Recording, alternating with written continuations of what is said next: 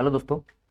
BPSC जो TRE 3 है उसके लिए अपन मैथ्स के जो टीआरई 1 और टीआरई 2 में जो क्वेश्चंस पूछे गए हैं उन कुछ क्वेश्चंस का डिस्कस अपन करेंगे। समझते रहना, आप सारे क्वेश्चन समझ में आ जाएंगे।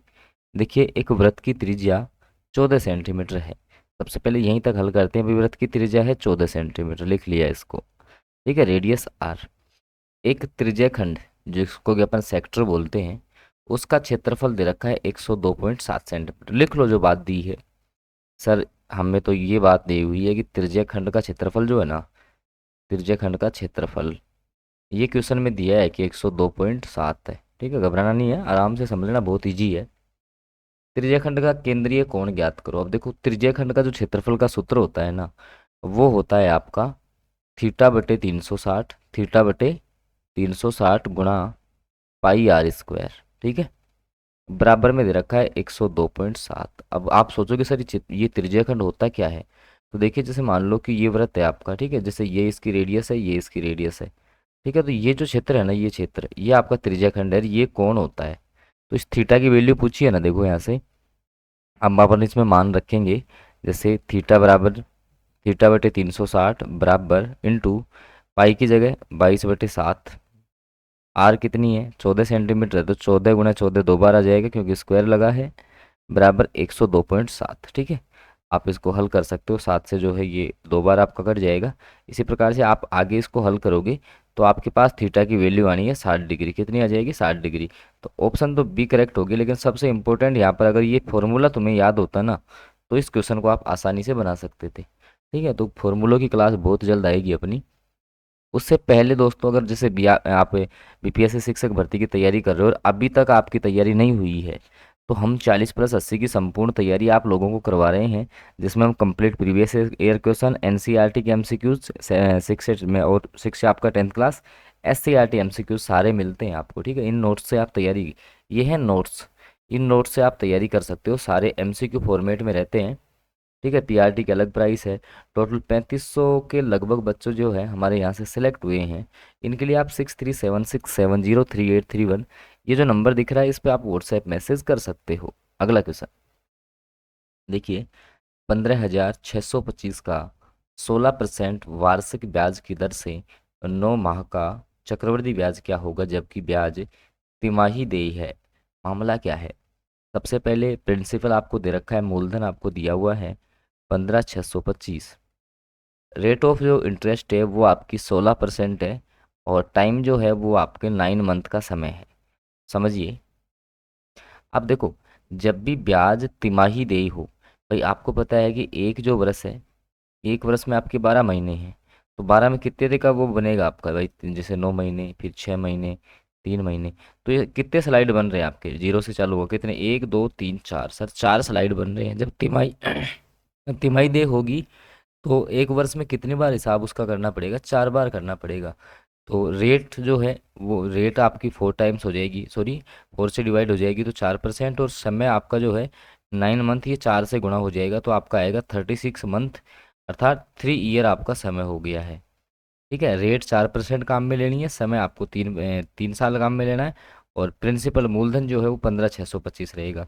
तो जब अपन इसको आगे हल करेंगे, तो 15,625 इंटू में रेट आपकी 4% है, तो 104/100 इंटू 104/100 इंटू 104/100।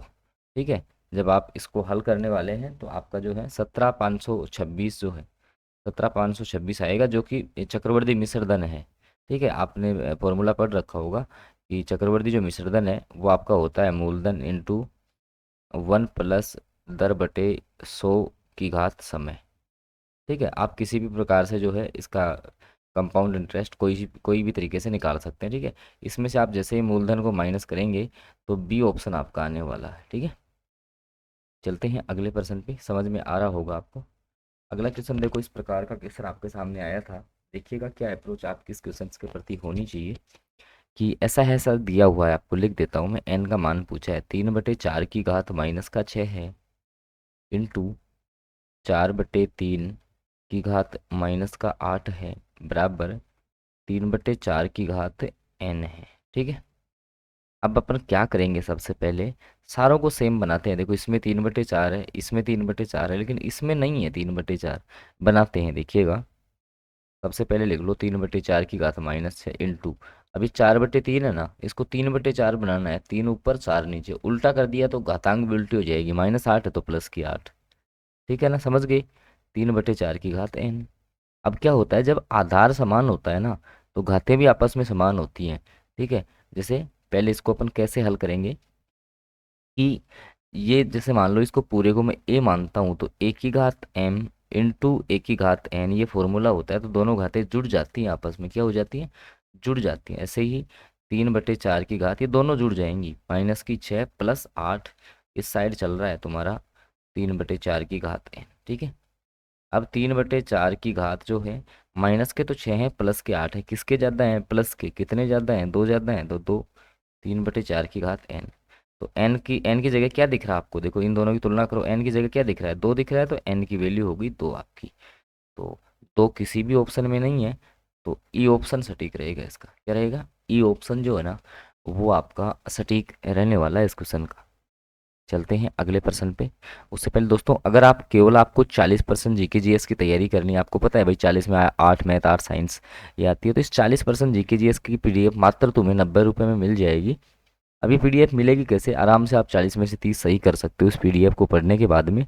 तो ये आपको मिलती है, आप इस नंबर पे व्हाट्सएप मैसेज करें 6376703831। इस पर आप जैसे ही व्हाट्सएप मैसेज करेंगे कि सर हमें जीके जीएस का पीडीएफ चाहिए, तो आपको मिल जाएगा।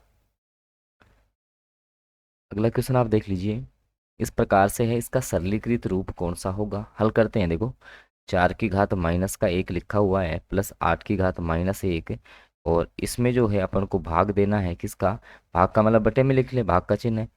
1/3/2 की घात माइनस का 2, ऐसे लिखा हुआ है। ठीक है, एक एक को हल कर लो पहले। देखो जब भी ध्यान रखना, मान लो कि 1 की घात माइनस की n है, और मैं इसको बटे में ले जाऊं तो ये प्लस की हो जाती है।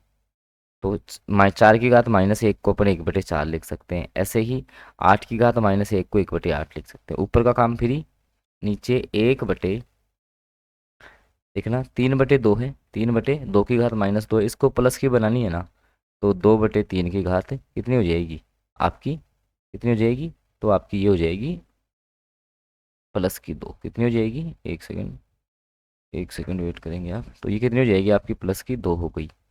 अब 1/4 प्लस 1/8 को आप ऐड करेंगे, तो ये आपका आने वाला है कितना, 3/8। कितना आएगा, 3/8। और बटे में आपका चल रहा है, इसका स्क्वायर करेंगे तो 4/9। कितना, 1/4/9। अब ये उल्टा होकर के ऊपर जाएगा।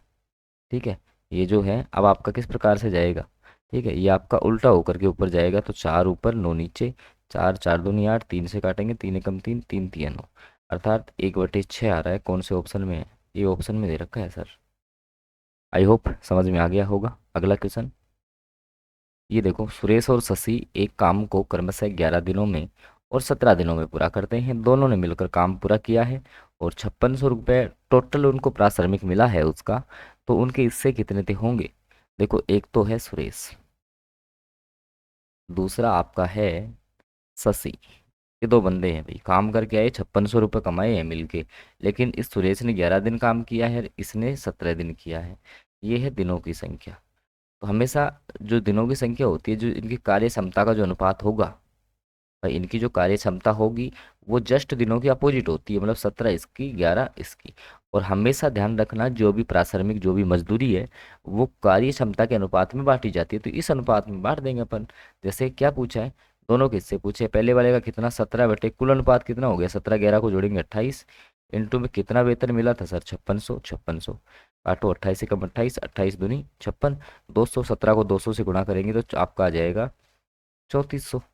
तो पहले वाले का आया 3400। तो देखो पहले वाले का 3400 इस ऑप्शन में है, दूसरे वाले का 2200। चलो, सोल्व करने की आवश्यकता ही नहीं है, चाहो तो कर लो आप हल। ठीक है, ऑप्शन बी सटीक हो गया है।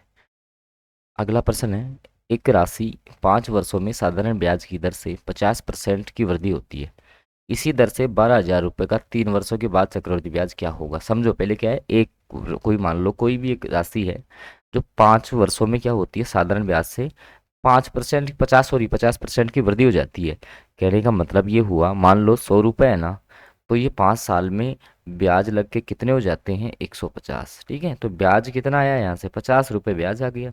तो ब्याज जैसे मान लो कि अपन जब भी जो है दर काउंट करेंगे, तो दर काउंट करने का फॉर्मूला क्या है साधारण ब्याज में, तो ब्याज गुणा में 100 बटे मूलधन इंटू आपका समय। ब्याज कितना है, 50, मूलधन कितना लिया अभी यहाँ से, 100, इंटू ये 100 बटे समय कितना है, कितने साल में हो रही है, 5 साल में, 5 ले लिया, 100 से 100 कैंसिल, 5 से 10 बार, तो रेट आपकी कितनी आ गई, 10%। अब जब दर 10% है, मूलधन आपका 12,000 है, समय आपका जो है समय वो आपका 3 साल है, तो आप आराम से इसका कंपाउंड इंटरेस्ट निकाल सकते हैं, क्या दिक्कत है। ठीक है, रेट ही चाहिए थी, अब आप चक्रवृद्धि ब्याज इसका ज्ञात कर लेना किसी भी तरीके से। तो ये मैथ के क्वेश्चंस का लेवल आपने देखा होगा, किस लेवल के प्रश्न आपके आए हुए हैं, हालांकि ये हार्ड थे। बाकी ये जीके जीएस का पीडीएफ है अपना, और ये संपूर्ण जो कंटेंट है, तो आप इस नंबर पर जो है संपर्क कर सकते हैं। इस पर आपको केवल व्हाट्सएप मैसेज करना है कि सर हमें इस सब्जेक्ट का पीडीएफ चाहिए, कैसे मिलेगा, कैसे हमें तैयारी करनी है, आप जुड़ सकते हैं। ठीक है, बाकी आप तैयारी करते रहिए। जो साथी चैनल को सब्सक्राइब नहीं किए हैं वो सब्सक्राइब कर लेंगे, साथ में बेल नोटिफिकेशन ऑन करेंगे, तो आगामी जो सेशंस है उसकी जानकारी आपको मिल जाएगी। धन्यवाद।